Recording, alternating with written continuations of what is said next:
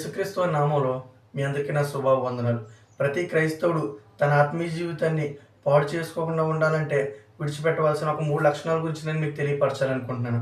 అవేంటంటే 1 వ్యర్థమైన సంభాషణలు, అపవిత్రమైన దృశ్యాలు చూడటం, అన్యులతో స్నేహాలు. ఈ 3 తను చేయకపోతే తన ఆత్మీయ జీవితం పాడవకుండా ఉంటది. మరి తన ఆత్మీయ జీవితం కాపాడుకోవాలంటే అతను కలిగి ఉండవలసిన ఇంకో 3 లక్షణాల గురించి నేను మీకు చెప్పాలనుకుంటున్నాను. అవేంటంటే ప్రార్థన, వాక్యపు ధ్యానం, ఆత్మీయులతో సహవాసం.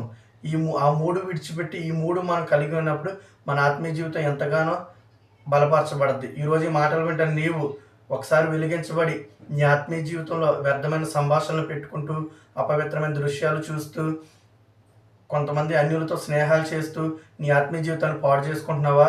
ఒకసారి ఆరిపోయావంటే, ఆత్మీయ జీవితంలో పాడైపోయావంటే మరలా వెలిగించబడడం చాలా కష్టం. ఇకనైనా ఈ మాటలు నీవు గ్రహించి నీ ఆత్మీయ జీవితాన్ని కాపాడుకోవడానికి ప్రార్థన, వాక్యపు ధ్యానం, ఆత్మీయులతో సహవాసం కలిగి ఉండు. ఈ కొద్ది మాటలు దేవుడు దీవించునుగాక. ఆమేన్.